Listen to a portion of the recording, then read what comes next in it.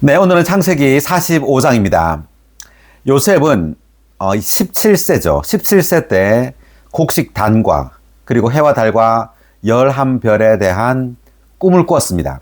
이것은 하나님의 백성이 생명이 충만한 곡식 단이고 또 빛이 충만한 별이라는 것을 보여주는 어떤 이상입니다.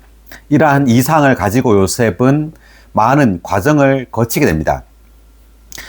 그러니까 17세 때랑 꿈을 꾸고 이제 30세가 되어서 비로소 총리가 됩니다. 즉, 꿈을 꾸자마자 어떤 지위에 오르는 것이 아니라 13년이라는 어떤 고난의 기간, 시험의 기간을 거친 후에 비로소 총리가 되게 되는데, 우리가 이제 중요하고 가치가 있는 사람일수록 그 시련의 기간이 길어요. 그러니까 요셉은 형들의 미움을 받았죠. 시기와 어떤 미움을 받고, 그리고 또 누구죠? 보디발의 아내였던 유혹을 또 이기고, 이제 그러함을 통해서 요셉은 이제 감옥에서 또 한 10여 년의 기간을 보내게 됩니다. 그래서 마침내 그 감옥 안에서 술 맡은 관원장과 떡 굽는 관원장의 꿈을 이제 해석하게 되죠. 그래서 술 맡은 관원장은 복직이 되게 되고, 떡 굽는 관원장은 요셉의 그 해몽대로 죽게 됩니다.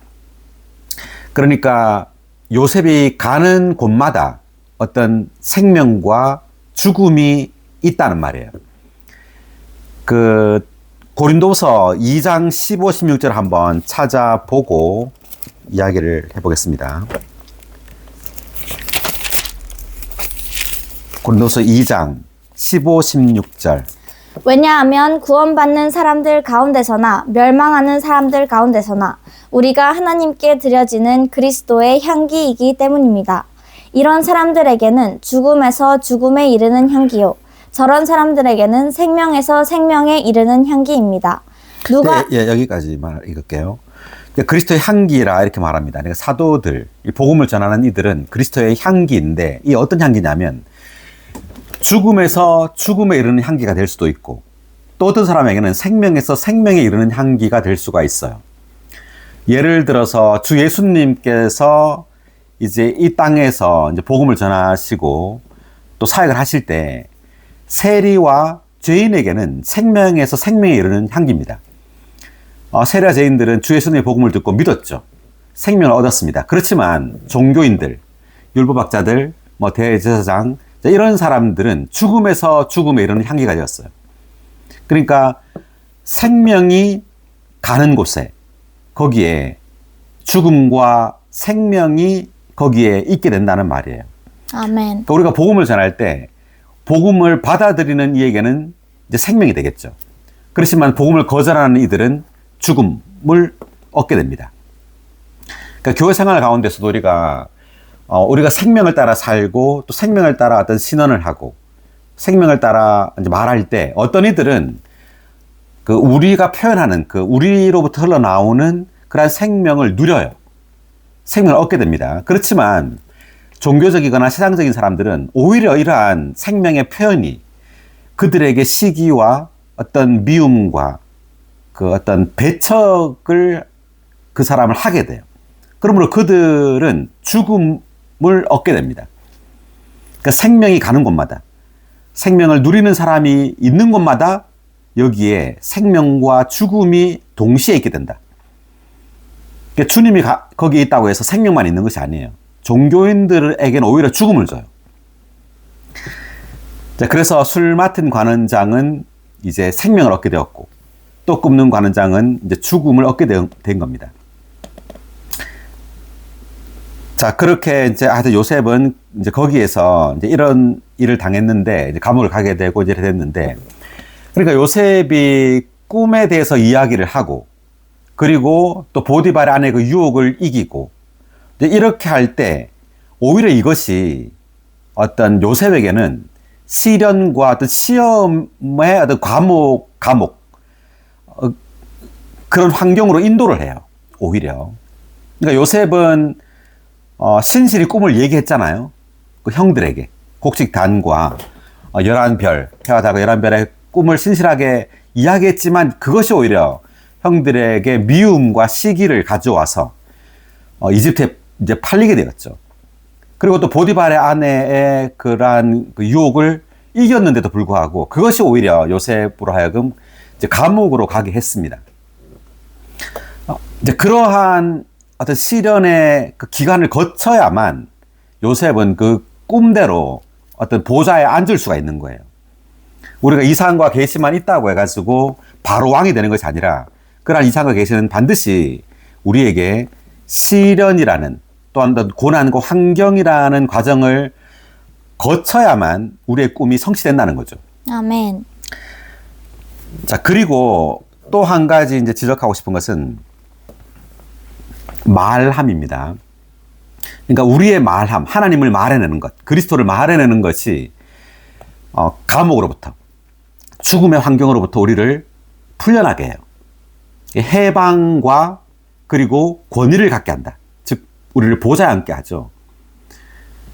그러니까 요셉은 감옥에서 그 술 맡은 관원장과 떡국 관원장의 그 꿈을 해석해 줌으로 감옥에서 풀려나게 됩니다. 왜? 술 맡은 관원장이 이제 2년이 지난 후에 풀려나고 2년이 지난 후에 파라오가 꿈을 꾸게 되잖아요. 꿈을 꾼 것을 보고는 이제 술 맡은 관원장이 요셉을 기억해서 요셉에 대해서 말을 하게 되잖아요. 그러므로 요셉은 감옥에서 나오게 돼요. 그래서 요셉이 만약에 그때 그 꿈의 해석을 안 해줬다면 그 술 맡은 관원장이 이제 그렇게 요셉에 대해서 말을 하지도 않았겠죠. 그래서 말을 함으로 감옥에서 풀려났다. 요셉은. 그리고 또 파라오의 꿈을 이제 해몽해 줌으로 또 보좌에 앉게 된 거예요. 총리가 된 겁니다. 그러면 우리의 말함을 통해서 그리스도를 말하고 우리가 본 이상과 계시를 말함으로 우리는 죽음으로부터 해방되고 그리고 결국 권위, 즉 왕이 될 수 있다는 겁니다. 아멘. 할렐루야. 말씀을 하나 보겠습니다. 고린도후서 4장 13절.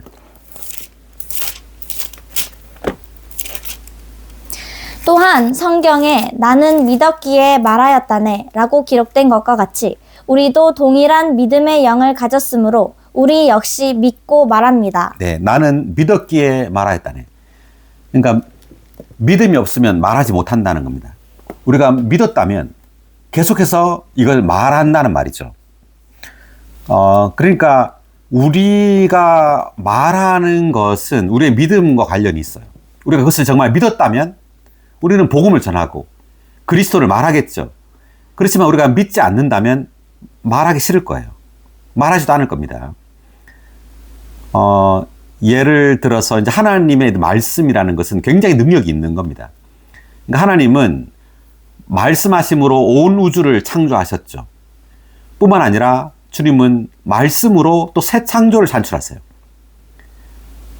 그러니까 예수님은 요한복음 1장 1절에 보면 태초에 말씀이 계셨다. 이 말씀은 하나님과 함께 계셨으니 이 말씀은 곧 하나님이셨다.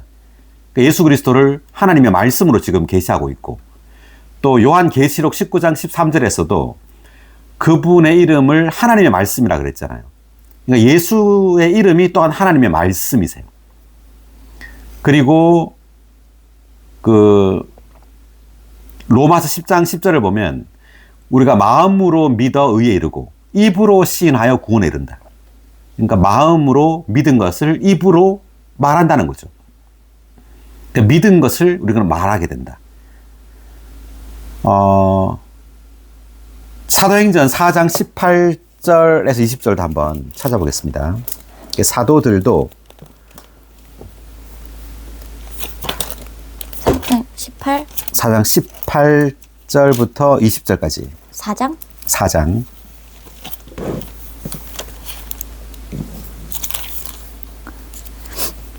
그리고 그들은 그 두 사람을 불러들인 후 절대로 예수님의 이름으로 말하지도 말고 가르치지도 말라고 명령하였다. 그러나 베드로와 요한이 그들에게 대답하였다. 하나님의 말씀을 듣는 것보다 여러분의 말을 듣는 것이 하나님 앞에서 더 옳은 일인지 판단해 보십시오. 우리는 보고 들은 것을 말하지 않을 수 없습니다. 우리는 보고 들은 것을 말하지 않을 수 없습니다. 그러니까 보고 들었다면 말하지 않을 수가 없다는 말이죠. 말해야 된단 말입니다. 그러니까 하나님의 말씀을 듣는 것보다 이 말은 하나님의 말씀을 듣는다는 말은 이제 예수님의 이름으로 이제 말하고 가르쳐야 된단 말이죠. 여러분의 말을 듣는다는 것은 가르치지 말라고 이렇게 말하는 거예요, 지금 이들은. 그래서 사도들은 우리가 보고 들은 것을 말하지 않을 수 없다. 우리는 어딜 가든 주님에 대해서 말을 해야 돼요. 아멘. 네, 우리의 가정에서도 마찬가지입니다. 가정에서도 우리의 자녀들에게 우리가 보고 들은 것, 복음에 대해서, 또 주님에 대해서, 성령에 대해서 우리 자녀들에게 끊임없이 말을 해야 돼요. 아멘. 예, 다만 집회만 보낸다고 만족할 것이 아니라 일상생활 가운데서 그들에게 계속해서 하나님의 목적, 그리고 주 예수님에 대해서 계속해서 말을 해야 돼요. 아멘. 그럴 때 그들에게 믿음이 생기겠죠. 네, 믿음은 그리스도의 말씀으로 말미암잖아요. 그러니까 그리스도의 말씀을 계속해서 그들에게 말하고 또 그들로 하여금 이걸 말하게 하고 그럴 때 그들도 모르게 우리 자녀도 모르게 믿음이 생겨요. 아멘. 그래서 우리가 그러니까 자녀들에게나 또는 우리가 만나는 친구에게나 또는 친척에게나 계속해서 우리는 말해야 합니다. 아멘. 예, 그런데 이제 모이면은 이런 말을 하기보다 뉴스 얘기, 정치 얘기, 경제 얘기, 이런 얘기를 주로 할 수가 있는데 그것은 믿음이 없기 때문이에요. 우리의 믿음이 작기 때문에 우리는 이러한 주님에 대해서 말하지 않는 거예요. 네, 오히려 우리가 친한 사람일수록 더 말을 안 하게 돼요. 영적인 얘기를. 그것은 우리의 믿음이 여전히 작다는 이야기입니다. 만약 우리가 정말 보았다면, 이상을, 계시를 보았다면 그것 말고는 우리가 할 얘기가 없어요. 하고 싶지가 않죠. 그렇지만 정말 그것을 보지 못했다면 하고 싶지가 않겠죠. 그런 어떤 이상과 계시에 대해서. 할렐루야. 아멘. 그래서 우리는 모든 믿는 이들이 말하는 이가 돼야 합니다. 아멘. 예, 사도 바울처럼 또는 이 신약 사도들처럼 온 땅으로 가서 이런 복음을 사람들에게 말하고 교회를 세워야 돼요. 아멘. 우리가 다 사도입니다. 12사도를 세운 것은 주님께서 우리의 본으로 그렇게 세운 거예요. 이들만 12사도고 나머지는 아니야 이게 아니라 이 12사도는 모든 믿는 이들을 대표하는 겁니다. 우리가 사도들과 같이 온 땅에 하나님의 보내심을 받아서 온 땅으로 가서 복음을 전하고 구원을 얻게 하고 교회를 세우고 또 교회를 목양해야 합니다. 아멘. 할렐루야. 그래서 우리는 말함이 얼마나 중요한가라는 것을 요셉을 통해서 보게 됩니다. 꿈을 이렇게 해몽하는 것에 의해서 요셉은 총리가 되었다는 것. 다른 어떤 걸 잘해서가 아니라. 아멘. 자, 그러면 한번 읽어가면서 계속 이야기를 해보겠습니다. 45장 1절을 한번 읽어볼까요? 요셉은 자신을 시중드는 모든 이들 앞에서 더 이상 자기를 억제하지 못하고 소리쳤다. 모두들 물러가게 하여라. 그래서 요셉이 형제들에게 자신을 알릴 때 그의 곁에는 아무도 없었다. 요셉이 너무도 큰 소리로 울었기 때문에 이집트 사람들이 그 소리를 들었고 파라오의 집안 사람들도 그 소리를 들었다. 요셉이 형제들에게 말하였다. 내가 요셉입니다. 아버지는 아직 살아 계십니까? 그러나 형제들은 요셉 앞에서 너무 당황하여 그에게 대답을 할 수 없었다. 네, 드디어 요셉은 자신의 정체를 밝혔습니다. 형들이 놀랐죠. 너무 당황했죠. 꿈에도 생각을 못했을 겁니다. 이 총리가 바로 요셉, 자기 동생, 자기들이 판 그 동생이라는 것을. 드디어 이제 요셉은 형들에게 3절에서 내가 요셉입니다. 아버지는 살아 계십니까? 이렇게 말했습니다. 이 각주를 한번 1의 1번 각주 읽어볼까요? 요셉의 형들이 요셉을 팔아 넘길 때 그들은 요셉을 미워하였고 자신들의 아버지나 어린 동생은 관심하지 않았다. 유다가 요셉에게 자신의 아버지와 막내 동생에 대하여 말하는 태도와 영은 유다가 온유해졌으며 파쇄되었다는 확신을 요셉에게 심어주었다. 바로 이때가 요셉이 형제들에게 자신을 알리기에 가장 적당한 때였다. 그러니까 지금 요셉이 자신을 알렸을 때의 요셉의 나이는 39세 정도예요. 왜냐하면 총리가 된 때는 30세입니다. 그렇지만 7년의 풍년이 있었죠. 그 30세 때부터 37세 때까지 풍년의 기간이 지나고, 그리고 이제 기근이 한 2년 정도 있었어요. 그 6절에 보니까 이 땅에 기근이 든 지 2년이 되었습니다 라고 말하거든요. 6절에. 그러니까 기근이 2년이 지났으니까 요셉의 나이는 39세예요. 이때가. 그때서야 비로소 요셉은 형들에게 자신을 알리게 됩니다. 사실상 이러기가 쉽지가 않아요. 우리가 30세 때 총리가 되었다면 바로 가나안 땅에 가가지고 자신이 총리라는 걸 알리고 형들에게, 또 아버지가 보고 싶을 거 아니에요. 그렇게 했을 텐데 요셉은 그러지 않았어요. 이게 때를 기다린 겁니다. 아멘. 그러니까 성숙한 사람의 가장 큰 특징 중에 하나는 기다리는 거예요. 때가 올 때까지. 그럼 많은 사람들은 기다리지 못하죠. 우리는 금방 총리가 되자마자 막 알리고 싶잖아요. 그러지 않았다는 거예요. 총리가 되고 9년이 흘러서야 비로소 자신이 이렇게 요셉이라는 것을 알리게 되었습니다. 아멘. 그러니까 우리가 이제 총리가 되었다는 것, 이집트에, 이것이 하나의 영광이죠. 자신의 어떤 신분을 드러냄에 있어서, 그것도 이런 큰 지위를 가졌잖아요. 지위를 가진 총리라는 것을 드러내는 것을 참는다는 것은 굉장히 어려운 일입니다. 특별히 자기를 판 그 형들에게 이것을 알리지 않고 9년 동안 참았다는 것은 굉장히 큰 인내예요. 때를 기다린다는 것.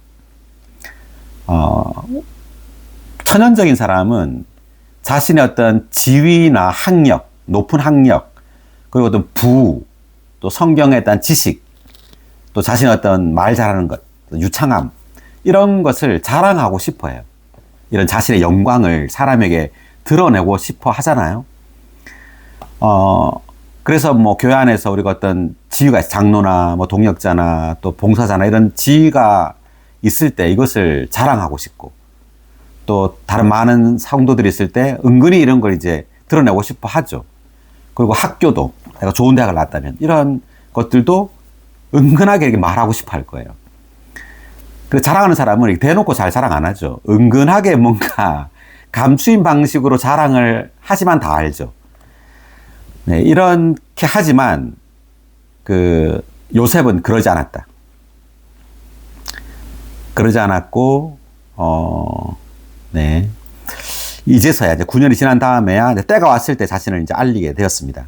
그 이유는 그 형제들을 온전하게 하기 위해서예요. 그래서 성숙한 생명은 나의 어떤 영광을 드러내기보다도 다른 이들의 필요를 관심해요. 아멘. 그것을 위하여 기다린 겁니다. 자, 계속 4절 읽어볼까요? 요셉이 형제들에게 말하였다. 나에게 가까이 오십시오. 그들이 가까이 가자 다시 말하였다. 내가 바로 형님들이 이집트에 팔아넘긴 형님들의 동생 요셉입니다. 네, 계속. 이제는 나를 이곳에 팔아넘겼다고 근심하지도 자책하지도 마십시오. 왜냐하면 하나님께서 우리 생명을 보존하시려고 나를 형님들보다 먼저 여기로 보내셨기 때문입니다. 이 땅에 네, 여기까지. 지금 5절에 보면 요셉이 놀라운 말을 하고 있어요. 하나님께서 우리 생명을 보존하시려고 나를 형님들보다 먼저 여기로 보내셨기 때문이다, 이렇게 말하죠. 그러니까 하나님께서 요셉을 이집트로 보내고 이집트의 총리가 되게 했다.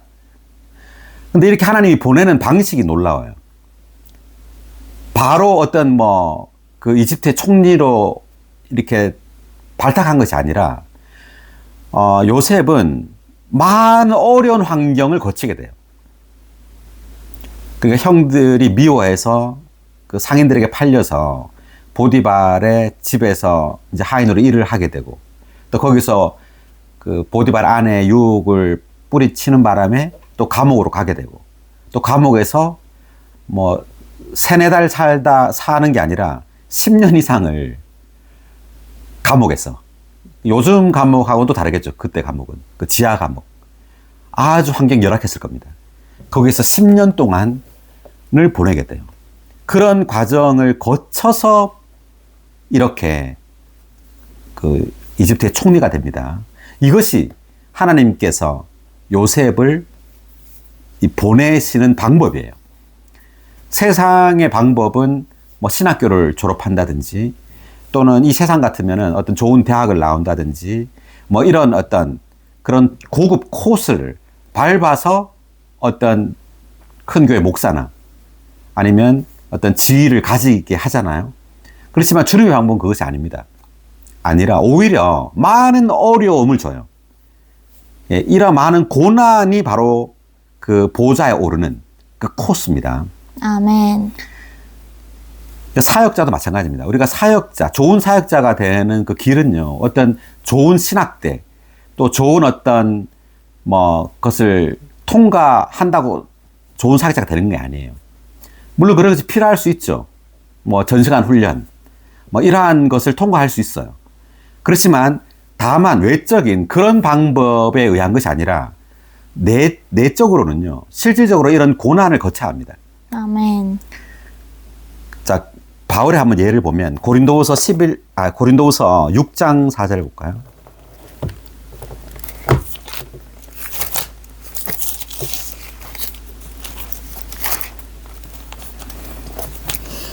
다만 우리는 모든 일에서 우리 자신을 하나님의 사역자들로 추천합니다. 곧 우리는 많은 인내를 하고 환난과 궁핍과 공경에 처하고 매를 맞고 감옥에 갇히고 난동을 당하고 수고하고 자지 못하고 먹지 못하였으며 또 네, 여기까지 보는데 이제 고린도후서에서 이제 새 언약의 사역자들에 대해서 계시하는 책이죠. 고린도후서가.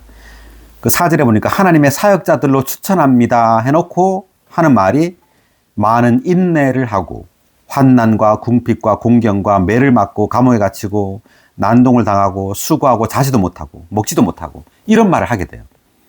그러니까 하나님의 사역자들이 되기 위한 자격이 어떤 좋은 대학이나 신학대를 나오는 것이 아니라 많은 환경, 환난을 거치는 겁니다. 아멘. 이런 실질적인 환경이 우리로 하여금 좋은 사역자가 되게 해요.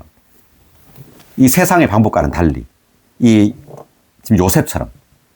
요셉이 총리가 되어서 온 땅에 이 사람들의 생명을 보존하잖아요. 이렇게 하기 위해서 하나님은 요셉으로 하여금 많은 어려움을 겪게 한다는 거죠. 이것이 요셉에게 총리가 될 자격을 준 겁니다. 아멘. 하나 더 보면 고린도서인데 똑같은 장 11장 보죠. 23절. 그들이 그리스도의 사역자들입니까? 내가 정신 나간 사람처럼 말하는데 나는 더욱 그렇습니다.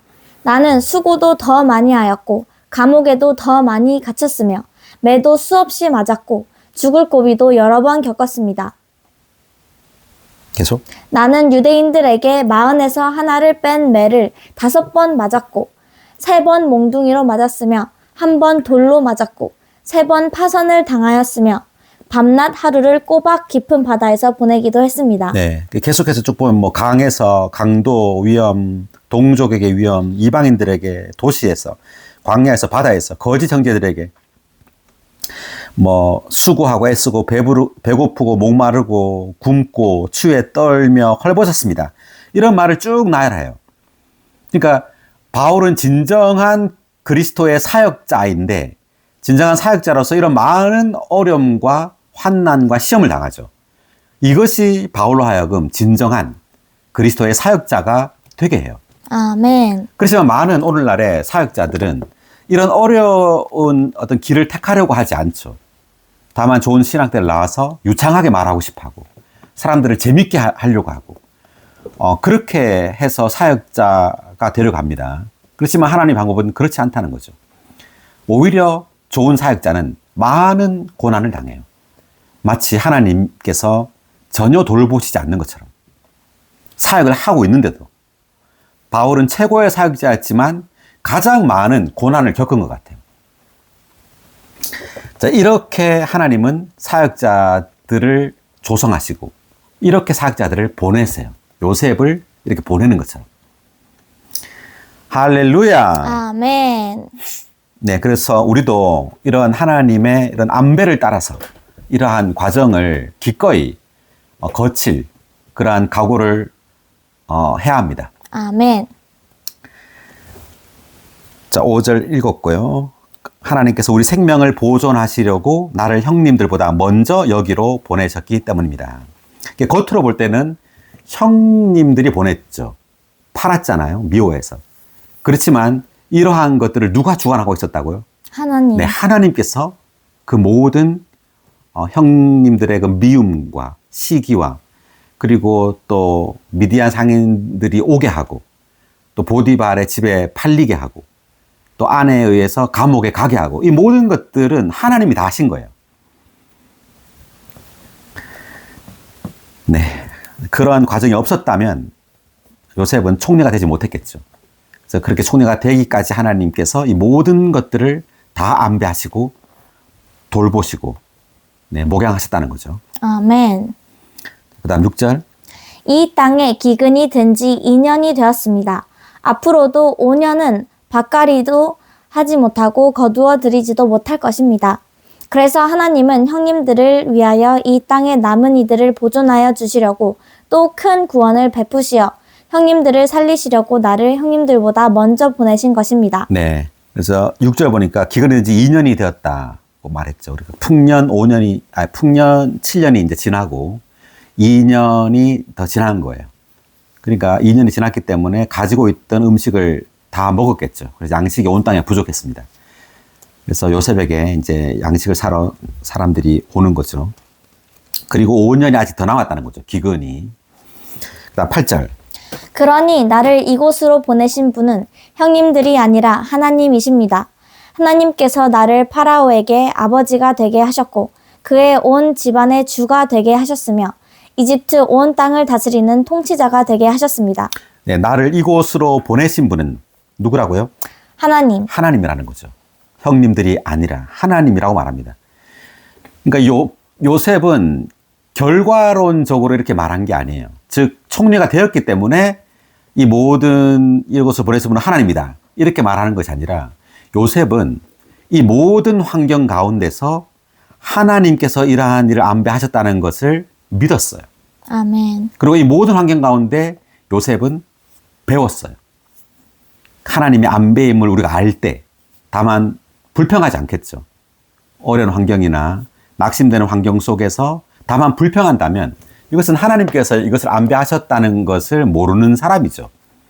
그렇지만 요셉은 그것을 알았어요. 이곳으로 보내신 분이 형님들이 아니라 하나님이라는 것을 알았기 때문에 그 모든 장소에서 뭐 지하 감옥이든 또 어디서든 간에 요셉은 그곳을 관리했잖아요. 그 보디발의 집에 가서도 요셉이 그 모든 것들을 관리했어요. 그리고 감옥에서도 마찬가지로 간수감을 하지 않고 요셉에게 다 맡겼죠. 그러니까 그 말은 뭐냐면 요셉은 하나님의 그런 어떤 주권적인 안배를 알았고 거기에 순종했고 순종함으로 하나님의 어떤 임재를 누렸어요. 그렇기 때문에 그에게 명철이 있었고 지혜가 있었어요. 아멘. 자, 말씀 하나 보면 베드로전서 5장 6절.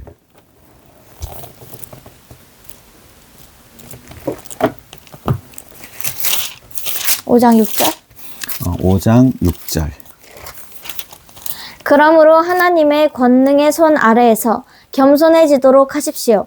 때가 되면 하나님께서 여러분을 높이실 것입니다. 네, 하나님의 권능의 손 아래에서 겸손해지도록 하십시오. 이 말은 하나님의 권능의 손은 환경 가운데 나타나요. 그러니까 환경이 어려울 때, 어려운 그 환경, 어려운 그 고난 속에서 권능의 손에 의해서 우리를 낮추신다는 거예요.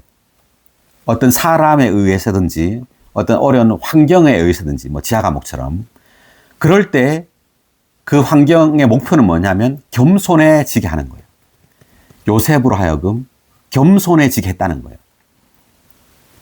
그러므로 이제 요셉은 충분히 이제 겸손해진 겁니다. 특별히 그 술 맡은 관원장의 꿈이 요셉의 그 해몽대로 성취되었을 때 술 맡은 관원장은 이제 그 감옥에서 나가게 되었죠. 그러니까 그 꿈을 해몽하자마자 3일 후에 나갔습니다. 술 맡은 관원장은. 근데 요셉은 굉장히 오랜 기간 후에 꿈이 성취돼요. 요셉은 17세 때 꿈을 꾸고 3일 후에 보좌에 오르는 것이 아니라 17세 때 꿈을 꾸고 난 다음에 지금 13년이 지난 후에야 총리가 되고 그리고 9년이 더 지난 후에 39세 때 비로소 형들이 절을 하게 되죠. 그래서 오랜 기간이 걸린다는 거죠. 그 꿈이 성취되는 데는. 왜? 그 요셉은 아주 중요하고 가치 있는 사람이기 때문에. 우리가 하나님께 중요하고 더 가치 있는 사람일수록 우리의 고난의 기간은 길다 짧다? 길다. 길다는 걸 알아야 합니다. 술 맡은 관원장은 중요한 사람이 아니었기 때문에 해몽한 지 3일 만에 감옥에서 나왔어요. 복직이 됐습니다. 그렇지만 요셉은 오랜 기간이 걸렸다는 거죠. 아멘. 네, 철저한 다룸을 받은 거예요. 그러니까 여기 각주를 한번 6의 2번 각주를 읽어볼까요? 하나님의 권능의 손에 복종하는 것, 곧 기꺼이 낮아지는 것은 하나님을 존귀하게 하는 길을 취하는 것이다. 이렇게 할 때 하나님은 그분의 때에 우리를 높이실 수 있는 입지를 얻으신다. 하나님께서 우리를 징계하실 때 그분의 낮추시는 손으로 말미암아 기꺼이 낮아지는 것은 하나님께서 영광스럽게 하실 때 그분의 높이시는 손으로 말미암아 높아지기 위해 필요한 필수 조건이다. 네. 하나님께서 우리를 징계하실 때라고 말하죠. 환경을 통해서든 어떤 사람을 통해서든 어떤 어려움이 닥치게 한다는 말이죠. 그럴 때 그분의 낮추시는 손으로 말미암아 기꺼이 낮아지는 것이 필요하다. 그래서 타락한 사람의 특징은 교만한 겁니다. 뭘 조금만 잘해도 또는 조금만 어떤 지위가 있어도 높아지기가 쉽죠. 또 어떤 조금만 지식이 있거나 이상과 계시가 있어도 높아지기가 굉장히 쉬워요. 그렇기 때문에 하나님은 환경을 주십니다. 그럴 때 우리는 이 환경 가운데서 기꺼이 낮아져야 돼요. 아멘. 그럴 때 비로소 하나님께서 우리를 높이시는 거예요. 아멘. 그렇지만 많은 사람들은 이러한 환경이 올 때 그 환경을 다만 피하려고 하죠. 낮아지거나 또는 수치나 모욕을 당하려고 하지 않아요. 어떤 그 위치에 계속 있고 싶어 하지. 좋은 위치, 높은 위치를 유지하기 위해서 하나님의 내 안에 있는 그런 내적인 생명의 느낌을 따르지 않죠. 예, 따르지 않고 다만 그 어떤 자리를 유지하기 위해서 어떤 사람에게 아부하거나 교회 안에서도 마찬가지입니다. 어떤 높은 지위에 있는 장로나 동역자나 봉사자에게 잘 보이려고 하고 이러한 일들이 있죠. 이것은 여전히 우리가 참되게 낮아지려고 하지 않는 거예요. 그 참되게 낮아지지 않고 어떤 지위에 우리가 있을 때 거기는 참된 생명의 어떤 공급이나 참된 사역을 할 수가 없어요. 얄팍하죠. 다만 외적으로 많은 일을 한다 할지라도 많은 봉사를 하고 외적으로 많은 어떤 바쁘다 할지라도 거기에는 참된 생명이 없다. 그러므로 진정으로 우리는 과정을 거쳐야 합니다. 아멘. 주님의 내적인 느낌을 따라서 말하고 솔직한 말을 할 수 있어야죠. 그래서 많은 이들은 솔직한 말을 못해요. 네, 바울은 바나바와 다퉜을 때 솔직한 말을 했죠. 바울은 끝내 다투어서 서로 갈라졌죠. 사도행전 보면. 그렇다 할지라도 영 안에 있는 솔직한 말을 해야죠. 그런데 그런 말을 하기를 무서워하죠. 두려워하고. 자, 어쨌든 이제 그렇게 다시 돌아와서 자, 8절까지 읽었고요. 그 다음, 넘어가서요. 14절로 넘어가서 읽어볼까요? 그러고 나서 요셉은 자기 동생 베냐민의 목을 끌어안고 울었고 베냐민도 그의 목을 끌어안고 울었다. 요셉은 그의 모든 형제와 입맞춤하고서 그들을 붙들고 울었다. 그제야 형들은 그와 이야기를 나누었다. 자, 요셉은 자기가 요셉인 것을 밝히고 그리고 자기 동생 베냐민의 목을 끌어안고 울었어요. 그리고 베냐민도 요셉의 목을 끌어안고 울었습니다. 자, 그전에는 요셉은 울었어도 몰래 울었죠. 그 자신의 어떤 그 감정을, 그 기쁜, 그런 어떤 흥분된 이 감정을 그전에는 절제하고 통제를 했어요. 이 신성한 이 생명의 통제죠. 그 영의 통제 아래서 감정을 통제할 수 있었어요. 자, 이것도 마찬가지로 이때는 감정을 드러냈죠. 이렇게. 그러니까 항상 그 절제하는 게 아니에요. 그러니까 우리가 절제할 때가 있고 또 그 흥분을 표현할 때가 있죠. 그러니까 다윗은 언약궤가 이렇게 들어왔을 때 다윗 성으로 막 춤췄잖아요. 좋아가지고 춤을 췄을 때 그걸 보고 그 미갈이죠. 미갈은 그것을 비웃었어요. 네, 그 비웃는 바람에 아기를 못 낳게 됩니다. 그러니까 하나님의 어떤 저주가 있는 거예요. 그러니까 항상 우리가 컴다운 하는 게 아니에요. 우리가 주님을 누릴 때 기쁘죠. 뛰고 기쁘고 춤춰야 합니다.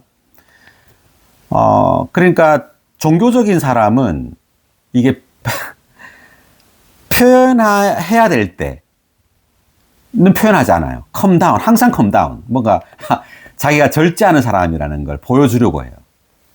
항상 뭔가 이게 쇼를 하려고 합니다. 자신이 영적이라고 아주 무게 있어 보이고 성숙하다는 걸 자꾸 보이려고 해요. 그래서 언제나 이 사람은 기쁠 때도 그렇게 기쁘게 보이지 않아요. 왜냐하면 자신이 영적이게 보이려고. 네, 괜히 가볍게 막 좋아하면 성도들이 자신을 낮게 볼까봐. 아주 형편없는 겁니다. 기뻐야죠. 요셉처럼 막 울잖아요. 막 울고. 네.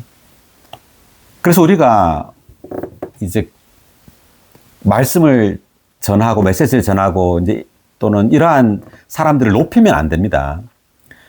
그들에게 많은 도움을 받죠. 감사해요. 그렇다고 해서 그들이 대단한 사람이라고 높이는 것은 그들로 하여금 계속해서 쇼를 하게 만들 수가 있어요. 자꾸 그 대단함을 유지하려고 하잖아요. 네. 그래서 우리는 특별히 사역자들을 특별히 높여서는 안 된다. 네. 대단하다고 하면 할수록 더 쇼를 할 수 있어요. 그래서 우리는 사역을 따르는 거지 사역자를 따라서는 안 된다는 거죠. 고린도 전서처럼 나는 바울에게, 나는 게바에게, 나는 아볼로에게 속했다. 이게 다 사역자잖아요. 이 사람들이. 고린도 성도들이 아니라. 그러니까 어떤 사역자를 높이는 것은 분열을 가지고 와요. 아멘. 절대로 우리는 말씀을 잘 해석한다고 해서 그 사람을 특별하게 높이고 그 사람의 이름을 자주 언급하는 것은 분열을 가지고 오는 거예요. 아멘. 다만 우리는 하나님의 이름만을 높여야 합니다. 아멘. 네, 할렐루야. 아멘. 자, 그래서 요셉은 이제 형제들과 입 맞추고 울었습니다. 자, 그리고 25절로 넘어가서 읽어볼까요? 그들은 이집트에서 올라와 가나안 땅에 있는 아버지 야곱에게 돌아왔다. 그들이 야곱에게 말하였다. 요셉이 아직 살아 있습니다. 그는 이집트 온 땅을 다스리는 통치자입니다. 야곱의 마음은 무덤덤하였다. 야곱은 그들을 믿지 않았다. 자, 형들이 자기 집으로 왔어요. 가나안 땅 야곱에게 돌아왔습니다. 그리고 야곱에게 말했죠. 요셉이 살아있다고. 그리고 이집트 온 땅을 다스리는 통치자라고 말했습니다.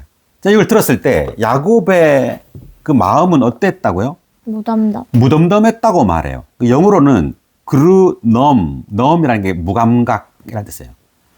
야곱의 마음은 무감각했다 또는 냉정했다 이렇게 이제 볼 수 있는데 어떤 감각이 없었다. No feeling, no sense. 왜 그랬을까? 이게 도대체 무슨 말인가? 야곱은 생명에 있어서 아주 성숙했다는 것을 보여주고 있는 장면입니다. 왜 그런가 하면 이제 야곱은 이제 베냐민까지 이르면 이리로다 하고 보냈잖아요. 그러니까 자기가 사랑하는 라헬도 잃었고 요셉도 잃었고 이제 베냐민까지 잃었어요. 이제 그 기간 동안 야곱은 비워지는 어떤 기간이에요. 그래서 자기가 천연적으로 아끼고 사랑했던 것을 이제 잃어버림으로 이제 하나님께 야곱은 더욱더 열려지게 된 겁니다. 아멘. 그래서 하나님의 그 신성한 생명으로 더욱더 깊이 채워지게 된 거예요. 그래서 외적으로 어떤 일이, 좋은 일이 발생하든 외적으로 안 좋은 일이 발생하든 크게 마음이 요동하지 않는다는 말이에요. 우리가 생명이 자랄수록 바깥에서 발생한 어떤 것에 의해서 크게 흥분도 하지 않고 크게 좌절도 하지 않게 돼요. 무슨 말인지 이해가 가세요? 그러니까 하나님께서 어떤 것, 좋은 것을 주시든 또 어떤 안 좋은 어떤 환경을 주시든 간에 거기에 마음이 요동치지 않는다는 거예요. 자, 계속 한번 읽어보면 그들은 요셉이 자기들에게 했던 모든 말을 야곱에게 전하였다. 자기를 태워오라고 요셉이 보낸 수레들을 보았을 때 그들의 아버지 야곱의 영이 소생하였다. 자, 여기는 야곱의 영이 소생하였다 이렇게 말하죠. 26절에서는 야곱의 마음은 무덤덤하였다 이렇게 말합니다. 자, 이것은 이제 영과 혼이 분리되었다라는 것을 우리에게 보여줘요. 성숙한 사람은 혼 안에서는 무덤덤하다. 그러니까 요동이 없다. 요동침이 없다는 거죠. 잔잔하다는 말이에요. 어떤 외적으로 좋은 일이 있어도 또 물질적인 어떤 축복이 있어도 그렇지만 영 안에서는 아주 기쁘고 소생하고 살아난단 말이에요. 네, 이것이 이제 영과 혼의 분리예요.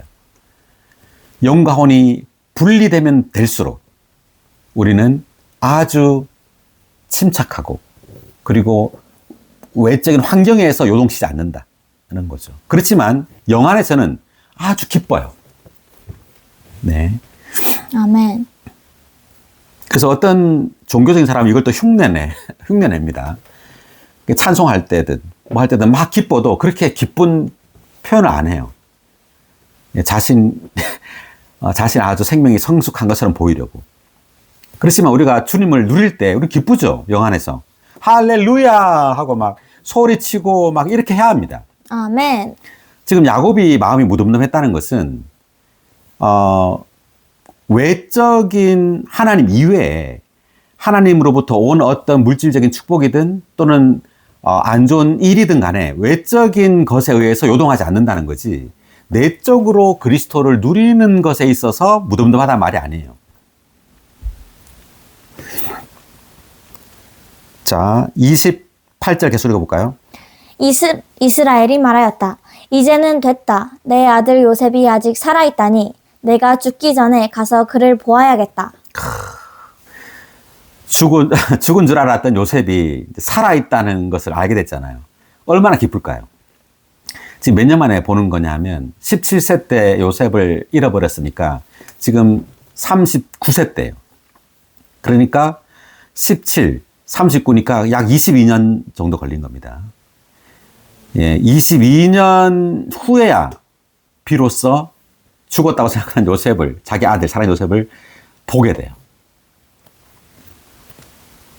자, 28의 1번 각주 읽어볼까요?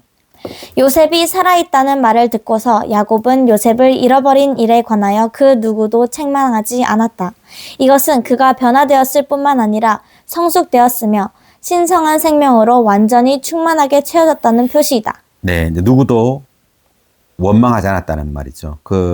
자기 아들들을 원망하지 않았단 말이에요. 왜냐하면은 이제 야곱이 성숙했기 때문에 이 모든 일이 하나님께로부터 왔다는 걸 내적으로 알고 있었단 말이고 그러한 어떤 신뢰와 믿음이 있었단 말이에요. 아멘. 그러니까 그 형들이 잘못했어도 막 외적으로 막 흥분해가지고 화를 내지 않았어요. 이것이 성숙한 사람의 특징입니다.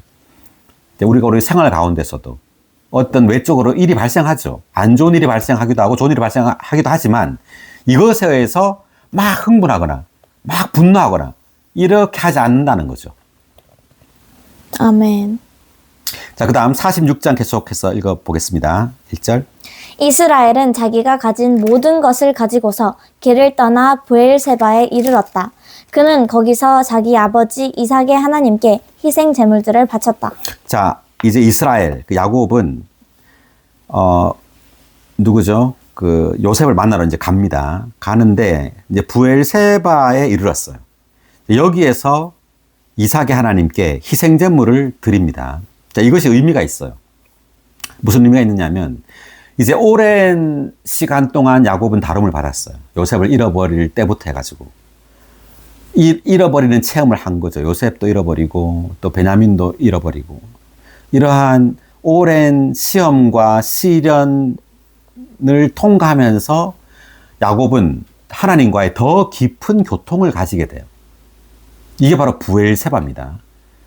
자, 부엘세바, 맹세 우물이란 뜻이고, 그러니까 이제 그 영의 누림을 더 깊이 가지게 되었단 말이에요. 그러므로 야곱은 희생제물을 바쳤죠. 그 말은 야곱이 희생제물이 되었다라고 볼 수 있어요. 아멘. 하나님께서 이제 기쁘게 받아들이시는 제물이 된 거예요, 야곱이. 마치 우리가 그 창세기 4장에 보면 아벨이 양을 하나님께 드리죠. 이것은 다만 우리의 구속을 위한 어린 양이신 그리스도를 상징할 뿐만 아니라 아벨이 곧 양이라는 의미도 돼요. 아멘. 예, 아벨이 하나의 제물이 되어서 그리스도와 하나가 됐다는 거죠. 제물이 됐다는 것은. 제물이신 그리스도와 하나가 되어서 하나님께서 기쁘게 받으실 만한 존재가 된 거예요, 아벨이. 아멘. 그리고 아브라함도 이삭을 바쳤잖아요. 창세기 22장에서 그 모레아산에서. 이것도 마찬가지로 이삭을 번제물로 드렸다는 것은 아브라함이 번제물이 된 거예요. 번제물로서 하나님께 제물로 드려졌다는 것을 우리의 체험적으로 또 그렇게 볼 수 있는 겁니다. 아멘. 그리고 이제 골로새서 1장 28절 한번 볼까요?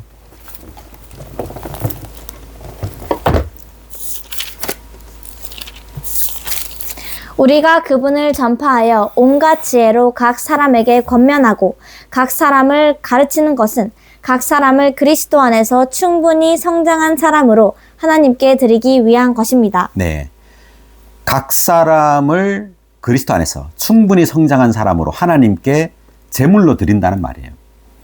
그러니까 그리스도 안에서 그리스도의 생명으로 성장한 사람이 될 때 이 사람은 그리스도가 된 거예요. 아멘. 그래서 하나님은 그리스도 이외에는 받지 않아요. 우리는 반드시 그리스도가 되어야 합니다. 아멘. 우리의 온 존재는 그리스도로 변화되고 충만케 돼야 돼요. 그럴 때 하나님께서 우리를 제물로 받으세요.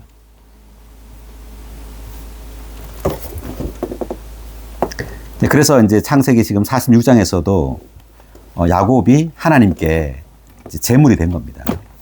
아멘. 이제 성장했기 때문에 그리스도가 된 거예요. 자, 계속해서 2절 읽어볼까요? 하나님께서 밤에 이상 가운데 이스라엘을 부르셨다. 야곱아, 야곱아. 그가 대답하였다. 예, 여기 있습니다. 하나님께서 말씀하셨다.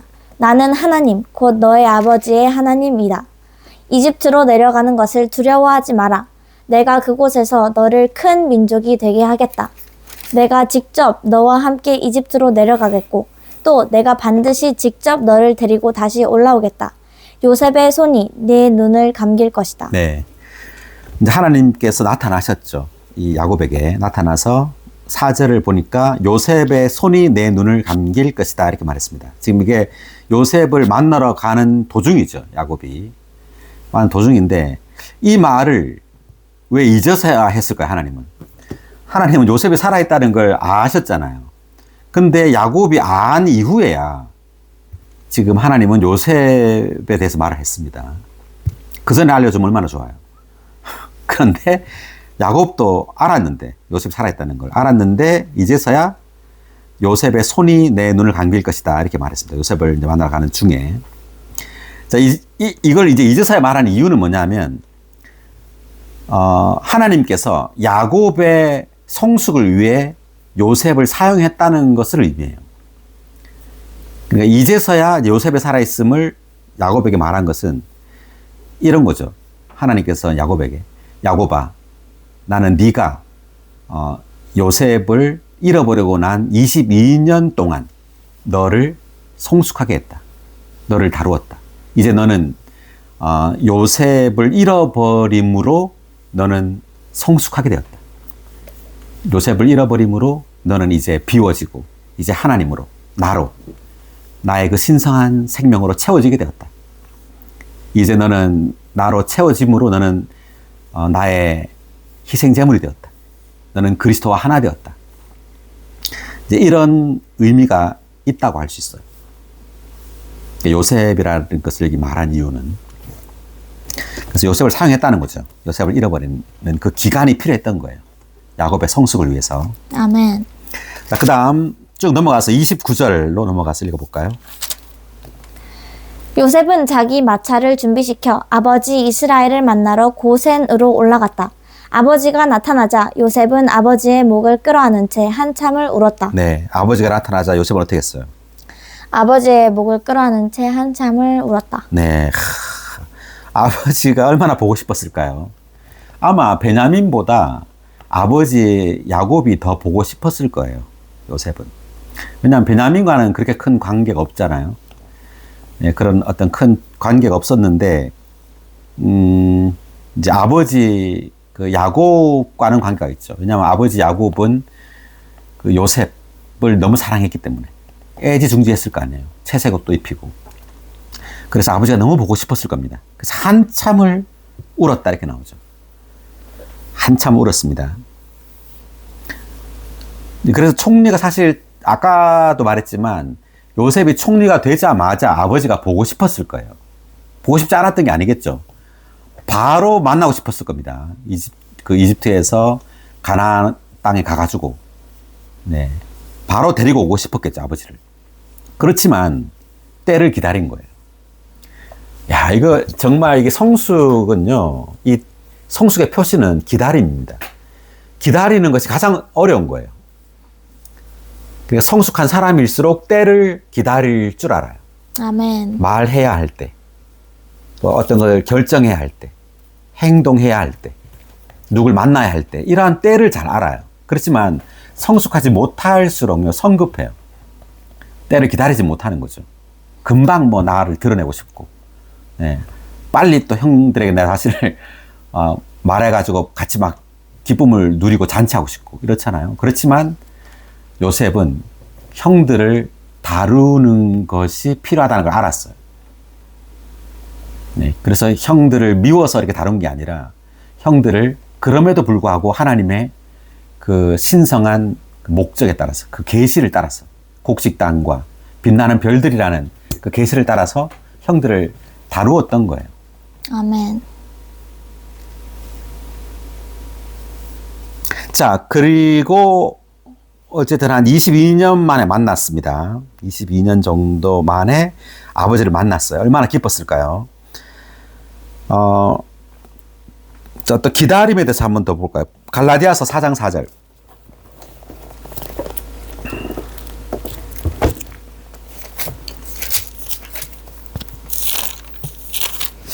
그러나 때가 찼을 때 하나님께서 그분의 아들을 보내시어 여자에게서 나게 하시고 또 율법 아래 나게 하신 것은 계속. 율법 아래 있는 사람들을 구속하심으로써 우리가 아들의 자격을 얻도록 하려는 것입니다. 때가 찼을 때 하나님께서 그분의 아들을 보내시어. 때가 찼을 때. 주님께서 아담을 창조하고 4,000년이 지났죠. 지났을 때 하나님은 성육신대 오신 겁니다. 지금으로부터는 2,000년 정도 전이죠. 그러니까 주님은 때가 찰 때까지 4,000년을 기다리신 거예요. 하나님이 그 아들을 보내시기까지. 때가 찼을 때야 비로소 4,000년이 아담을 창조하고 4,000년이 지났을 때야 비로소 그 아들을 보내고 십자가에 죽게 하시고 부활하여 생명 주는 영이 되어서 믿는 것 안에 들어오심으로 이제 그분의 목적이 성취되는 거죠. 그래서 하나님도 이렇게 기다리신 겁니다. 성육신하기까지 4,000년의 기간을 기다리셨어요. 때가 찰 때까지. 아멘. 할렐루야. 자, 그 다음 30절 돌아와서 이스라엘이 요셉에게 말하였다. 내가 너의 얼굴을 보고 지금까지 살아있는 것을 알았으니 이제 나는 죽어도 좋다. 네, 이제 나는 죽어도 좋다. 너무 기쁜 거 아니에요. 너무나 기쁜. 그러니까 자기가 사랑하는 라헬에게서 태어난 이 두 아들, 요셉과 베냐민. 네, 이 아들을 이제 요셉이 죽은 줄 알았는데 봤죠. 보고 너무 기뻤습니다. 자, 그리고 47장 넘어가서 47장 7절 보겠습니다. 요셉이 자기 아버지 야곱을 인도하여 파라오 앞에 서게 하자 야곱이 파라오를 축복하였다. 자, 누가 누구를 축복했어요? 야곱이 파라오. 네, 파라오가 야곱을 축복한 것이 아니라 야곱이 파라오를 축복했습니다.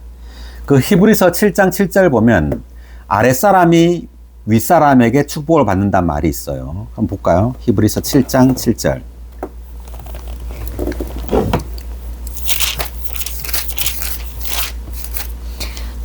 두말할 필요 없이 아랫사람이 윗사람에게서 축복을 받습니다. 네, 아랫사람이 윗사람에게서 축복을 받는다. 그렇기 때문에 여기서 야곱이 파라오를 축복했기 때문에 누가 윗사람이에요? 파라오. 누가 윗사람이에요? 야곱. 네, 야곱이 윗사람이죠. 야곱이 축복했기 때문에. 그러니까 외적으로 볼 때 지위는 파라오가 더 높죠. 그렇지만 내적으로 볼 때 야곱이 더 윗사람이라는 거예요. 아멘. 다시 말하면 진정으로 높은 사람은 내적으로 생명이 성숙한 사람이에요. 아멘. 네, 내적으로 그 신성한 생명에 의해서 자란 사람이 더 높다는 거예요. 하나님의 관점에서 볼 때. 자, 그래서 야곱이 이제 파라오를 첫 번째로 축복을 했습니다.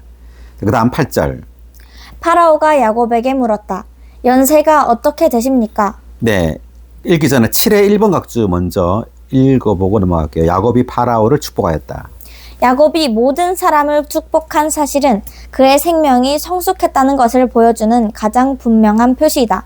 그는 파라오와 자신의 두 손자와 자신의 12아들을 축복하였다. 네, 먼저는 파라오, 그 다음에 두 손자, 그러니까 요셉의 두 아들, 에브라임과 므낫세를 축복했고요. 그 다음에 12아들들을 축복했습니다. 야곱의 빼앗는 손이 축복하는 손이 된 것이다. 네, 야곱의 빼앗는 손. 태어날 때 야곱은 에서의 발 뒤꿈치를 붙잡고 태어났죠. 빼앗는 손이라는 것을 상징합니다. 빼앗는 손이에요. 이 탈취하는 손, 남의 것을. 그렇지만 이 손이 이제 남을 뭐 하는 손? 축복하는. 네, 이제 남에게, 남은 걸 빼앗는 것이 아니라 남에게 주는, 다른 사람을 공급하는, 축복하는 손이 된 거예요. 아멘. 변화를 통해서. 이러한 많은 과정, 잃어버리는, 그리고 비워지고 채워지는 이러한 과정을 통하여 이제 야곱은 다른 이들을 그리스도로 축복하는 축복의 손이 된 겁니다. 아멘. 네, 우리도 야곱이죠. 우리도 빼앗는 사람이지만 남의 것을 이제 이러한 많은 과정을 거쳐 마침내 우리는 점차적으로 다른 이들에게 생명이신 그리스도를 공급하는 축복의 손이 될 겁니다. 아멘. 할렐루야. 할렐루야. 네, 계속. 생명의 성숙은 생명이신 하나님으로 충만하게 되는 것이고 축복은 생명이 넘쳐 흐르는 것, 곧 생명의 성숙을 통하여 하나님께서 넘쳐 흐르시는 것이다. 네, 축복은 생명의 넘쳐름이에요. 그러니까 우리가 생명이 자라면 자랄수록 우리에게 있는 이 생명이 다른 이들에게 흘러간다는 말이에요. 아멘. 네, 우리가 어디를 가든, 뭐 직장에서 일을 하든, 학교에 가든, 가정에서든 우리의 생명이 흘러 넘치는다는 거죠. 성숙할 때. 아멘. 그러면 우리 가족에서는 이제 자녀들이나 우리 아내나 우리 가족이 축복을 받겠죠. 네, 그리스도의 공급을 받을 겁니다. 아멘. 자연스럽게. 네, 그리고 학교에서도 또 직장에서도 우리를 통하여 그리스도가 표현되겠죠. 그 다음. 그러므로 사람들을 축복하는 것은 그들을 하나님의 임재 안으로 이끌고 또 하나님을 그들 안으로 이끌어 그들의 은혜와 사랑과 교통이 되시게 함으로써 삼위 하나님 곧 아버지와 아들과 성령을 누리게 하는 것이다. 야곱이 파라오를 축복한 것은 야곱이 파라오보다 윗사람이라는 것을 보여준다. 그러니까 축복의 의미는 그리스도를 생명으로 공급하는 겁니다. 아멘. 우리가 그냥 말로 축복한다가 아니라 우리의 말로써 또 우리의 행동으로써 우리의 눈빛으로써 그리스도가 다른 이들에게 공급되는 거예요. 아멘. 이것이 바로 진정한 축복입니다. 아멘. 자, 9절 본문 읽어볼까요? 야곱이 파라오에게 대답하였다. 네, 나그네 길의 횟수가 130년입니다. 내가 살아온 횟수는 얼마 되지 않지만 험난한 세월을 보냈습니다. 그러나 내 조상들이 지내온 나그네 길의 횟수에는 미치지 못합니다. 지금 나그네 길 횟수가 몇 년이라고요? 130. 네, 130년. 실질적으로 야곱은 147세 때 주님 품으로 가게 됩니다. 야곱은. 자, 하여튼 130년인데 내가 살아온 횟수는 얼마 되지 않지만 험난한 세월을 보냈습니다. 실질적으로 야곱의 이 삶을 보면 평탄한 삶이 아니에요. 그러니까 야곱은 어떤 장자권을 빼앗았고 또 아버지의 축복, 이삭의 축복을 받았지만 그의 삶을 보면 그때부터 고난이 시작돼요. 그때부터 라반의 집으로 가게 되고 또 라반의 어떤 교활한 그러한 그 속임수 그리고 또 내 아내죠. 레아, 라헬, 또 그 첩, 빌하, 실바 그리고 12아들 그리고 딸 하나 또 많은 어떤 문제투성이었습니다. 그리고 나중에는 또 라헬도 죽고 요셉도 팔려가고 베냐민까지 잃어버리고 이러한 고난의 연속이에요. 험난한 세월을 보냈다는 거죠. 우리의 인생도 한면으로는 야곱과 같아요. 우리가 주님의 선택받고 구원을 얻었지만 이제부터 또 시작이에요. 예, 고난의 연속이라는 거죠. 이러한 고난이 오는 이유는 우리의 존재가 하나님께 더 열려지게 하기 위해서예요. 아멘. 우리의 존재가 열려져야 됩니다. 다만 성경 지식이 많다고 잘하는 것이 아닙니다. 성경 지식이 필요하죠, 물론. 이상과 계시를 봐야 돼요. 그렇지만 환경 또한 필요한 거예요. 환경을 통해서 배워야죠. 무엇이? 내 존재를 하나님께 여는 걸 배워야 됩니다. 아멘. 환경은 믿는 이나 뭐 믿지 않는 이나 뭐 비슷하게 오죠. 믿는 이에게만 환경이 있는 게 아니죠. 오지만 누가 환경을 통해 자신을 하나님께 여는가? 누가 이러한 환경을 통해 자신이 정말 비워지는가 하는 거예요. 아멘. 그러나 많은 사람들은 환경이 올 때 더더욱 더 고집이 세져요. 네, 더 고집이 세고 더 어떤 강해져요. 안 좋게. 그래서 그 사람과 뭔가 이야기를 하고 싶지가 않죠. 너무 고집이 세고, 네, 항상 뭔가 가르치려고 한다든지, 항상 위에서 뭔가를 교훈을 주려고 한다든지, 항상 무게를 잡으려고 한다든지, 이제 그런 경우를 우리가 보게 되죠. 그것은 진정으로 잘하는 게 아닙니다. 이 사람이 아무리 성경 지식이 많고 깨달음이 많다 할지라도. 왜냐하면 그런 사람은 환경이 올 때 자신의 존재를 주님께 열지 않기 때문이에요. 자, 그렇고요. 넘어가서 18절로 넘어가겠습니다. 그 해가 다 가고 이듬해가 되자 그들이 요셉에게 와서 말하였다. 우리가 나리께 숨기지 않겠습니다. 돈은 이미 다 떨어졌고 가축대도 이제 다 나리일 것입니다. 이제 남은 것은 나리께서 보시는 대로 우리 몸과 우리 땅뿐입니다. 곡식을 공짜로 주지 않았습니다. 돈을 받고 팔았죠. 그 돈이 다 떨어지면 이제 가축 가져오라는 거예요. 그 가축도 없으면 이제 몸, 땅까지 다 달라는 겁니다. 이 말은 우리가 그리스도의 생명, 곡식이죠. 그러니까 그리스도의 생명을 얻기 위해서 대가를 지불해야 한단 말이에요. 대가를 지불하지 않으면 그리스도의 생명을 누릴 수가 없게 돼요. 우리의 시간을 드리는 것도 대가겠고, 또는 우리의 어떤 뭐라고 할까요? 우리의 지위, 우리의 어떤 영광, 이러한 것들을 우리가 붙잡고 있을 수 있어요. 그러한 것들을 주님은 내려놓으라고 할 겁니다. 다만 하나님만을 붙들으라는 거죠. 아멘. 근데 많은 그리스도인들이 하나님만을 안 붙들어요. 많은 교회 안에 봉사를 붙들 수도 있고 그 어떤 교회 안에서 지위를 붙들 수도 있어요. 네, 그렇기 때문에 하나님께서는 이런 많은 환경을 사용해서 하나님 이외에는 다 놓도록 그렇게 역사하시죠. 빌립보서를 보면은 바울이 그러잖아요. 내가 그리스도 때문에 모든 것들을 다 해로 여긴다. 하나님은 오직 우리가 그리스도라는 이 한 인격만을 관심하게 해요. 아멘. 자, 14의 1번 각주 한번 읽어보겠습니다. 요셉은 고난을 당하고 자신을 부인하였기 때문에 풍성한 생명 공급을 얻었다. 이집트의 모든 양식은 요셉에게 있었다. 양식을 얻기 위하여 요셉에게 온 사람들은 네 종류의 대가, 그들의 돈, 그들의 가축, 그들의 땅, 그들의 자신을 지불해야 했다. 예, 돈, 가축, 땅, 그들 자신. 그다음. 돈은 편익을 나타내고, 예, 돈은 편익. 가축은 생계수단을 상징하며, 네, 가축은 생계수단. 땅은 재산을 나타낸다. 땅은 재산. 우리가 주님의 생명 공급을 받기 원한다면 반드시 그분께 우리의 편익과 우리의 생계수단과 우리의 재산을 드려야 한다. 주님께 드리면 드릴수록 우리는 더 많은 생명 공급을 그분께 받게 된다. 궁극적으로 우리가 우리의 만족을 위한 양식과 재생산을 위한 씨앗을 비롯하여 가장 좋은 몫을 주님께 받기 원한다면 반드시 우리 자신, 곧 우리 존재의 각 부분을 그분께 넘겨드려야 한다. 결국 이집트에는 오직 한 지주가 있게 되었고 모든 사람은 동일한 수준에서 누리는 이들이 되었다. 이것은 천년왕국의 예표인데 천년왕국에서는 이 땅과 땅에 충만한 모든 것이 그리스도의 소유가 될 것이고 이 땅의 모든 민족이 그리스도의 풍성을 누리게 될 것이다. 할렐루야. 아멘. 네. 자, 그렇고요. 자, 28절을 넘어가겠습니다. 야곱은 이집트 땅에서 17년을 살았다.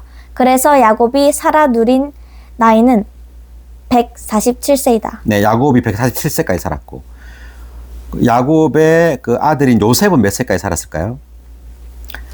우리가 나중에 보면 110세까지 삽니다. 야곱이 더 오래 살아요. 요셉은 110세 때 죽고요. 그 위에 야곱의 아버지 이삭은 180세를 삽니다. 제일 오래 살아요. 180세. 아브라함은 175세. 그러니까 이삭이 제일 오래 살고 그 다음 아브라함, 그 다음 야곱, 그 다음 요셉 이렇게 요 순으로 오래 삽니다. 그 다음 29절을 읽어볼까요? 이스라엘은 죽을 때가 가까워지자 아들 요셉을 불러 말하였다. 이제 내가 내 앞에 은총을 입었다면 인자와 성실로 나를 대해주며 나를 이집트에 장사하지 않겠다고 너의 손을 내 넓적다리 밑에 넣어다오. 자, 나를 이집트에 장사하지 않겠다고 너의 손을 내 넓적다리 밑에 넣어다오라고 말했습니다. 이것이 무슨 의미가 있는가 하면 야곱이 죽으면 요셉 보고 이집트에 장사하지 말고 가나안 땅에 장사하란 말이에요. 근데 그걸 어디에 대고 맹세하느냐면 내 넓적다리 밑에 손을 놓고 맹세하라 이렇게 말합니다. 그러면 넓적다리 밑에 넣는다라는 것이 무엇을 의미하느냐면 이 넓적다리는 그 환도뼈 있죠. 엉덩이뼈가 붙어 있는 부분이에요. 그러니까 인체 중에서 가장 힘이 센, 그러니까 우리 옛사람의 가장 강한 부분이라고 보면 돼요. 그러니까 옛사람이라고 생각하면 됩니다. 옛사람의 그 타고난 힘.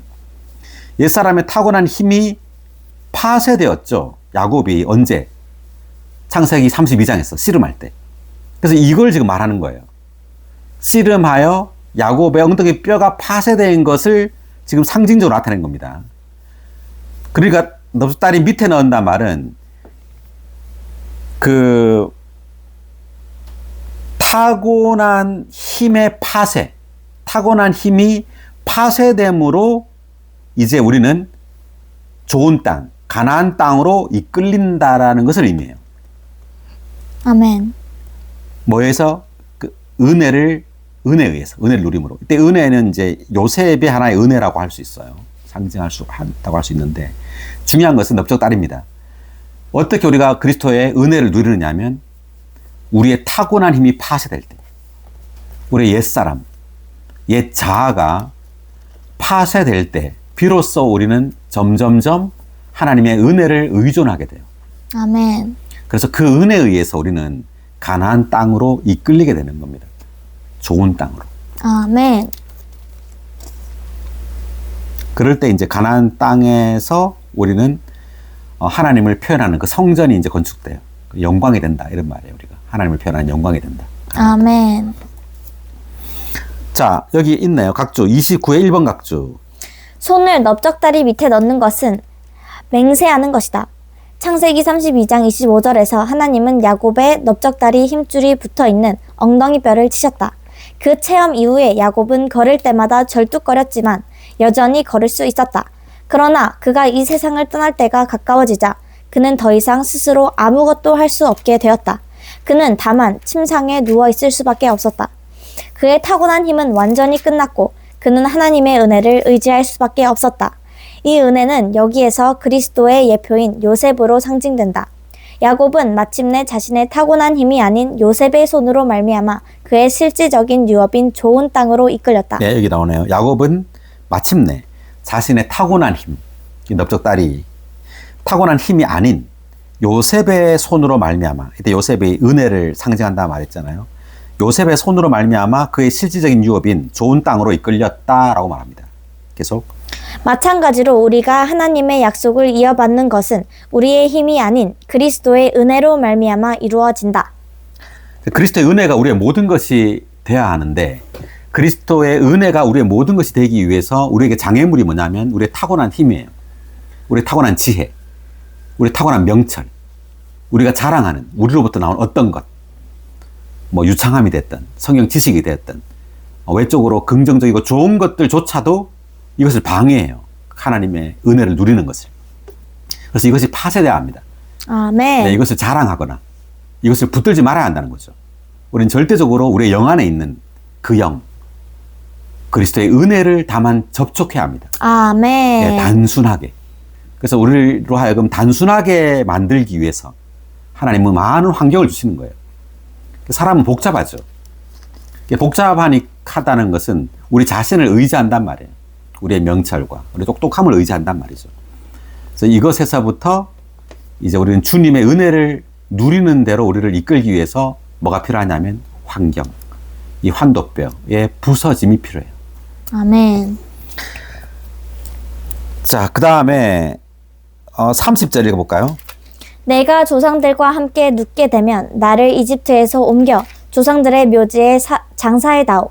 요셉이 대답하였다. 아버지께서 말씀하신 대로 하겠습니다. 야곱이 조상들과 함께 눕게 되면이라고 말했습니다. 눕다. 죽는다는 단어를 안 썼다는데 주목해야 합니다. 잔다는 말이죠. 눕는다는 말이. 왜 이렇게 눕는다는 말을 사용했느냐. 죽는다는 말 안 하고. 볼까요? 31번 각주.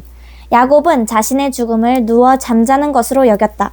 이것은 그가 부활을 믿었다는 것을 보여준다. 야곱은 요셉에게 자신을 이집트에 장사하지 말고 좋은 땅, 곧 조상들이 안치된 막벨라 동굴에 장사해달라고 당부했다. 이것은 그가 부활의 날에 일어나 하나님의 약속대로 좋은 땅을 유업으로 받게 될 것이라는 믿음을 간직한 채 죽었다는 것을 보여준다. 네, 믿음을 간직한 채 죽었다는 거예요. 우리가 죽을 때도 마찬가지예요. 우리는 소망이 넘치는 믿음을 가지고 죽어야 돼요. 아멘. 네, 미저러블하게, 불쌍하게 죽지 말고 죽을 때조차도 우리는 부활할 소망으로 가득해야 된다는 거죠. 아멘. 네, 잠자는 것이지 죽는 것이 아니다 이 말이죠. 그래서 야곱은 죽을 때 믿음으로 가득했었다라는 걸 보여줍니다. 아멘. 할렐루야. 아멘. 자, 그 다음 31절 마지막 절 읽어볼까요? 이스라엘이 말하였다. 나에게 맹세하여라. 요셉이 그에게 맹세하였다. 그러자 이스라엘이 침상 머리맡에서 하나님께 경배를 드렸다. 네. 자, 그러면 오늘 창세기 47장까지 45, 46, 47장까지 했습니다. 다음 시간에 48, 49, 50 마무리할 수 있도록 하겠습니다. 오늘 너무 수고하셨습니다. 다음 시간에 뵐게요.